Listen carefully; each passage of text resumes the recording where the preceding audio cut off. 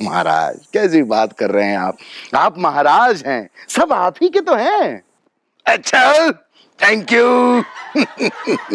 तो हमें अपने सरतरफ बच्चों से क्या कहना है? हमारा ये शरीर मिट्टी है, मेरा शरीर, आपका शरीर, सबका शरीर बस मिट्टी का शरीर है। आप सब भी इसमें अपना योगदान दीजिए। ट्विटर, इंस्टाग्राम के माध्यम से सोशल मीडिया पे जाके सेव सॉइल मूवमेंट को फॉलो कीजिए और हर दिन बस 10 मिनट का समय निकालिए। क्यों महाराज, क्यों नहीं करेंगे? सब करेंगे।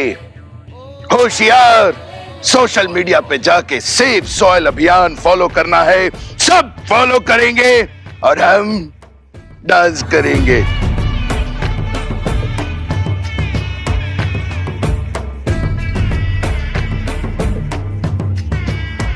मिट्टी बचाने के लिए सद्गुरु 21 मार्च को अकेले मोटरसाइकिल से 30,000 किलोमीटर की यात्रा पर निकले हैं। इस 100 दिन की यात्रा में सद्गुरु अलग अलग देशों में जाकर वहां की सरकारों और लोगों से मिल रहे हैं। सभी देशों ने मिट्टी बचाओ अभियान का खुले दिल से स्वागत किया है।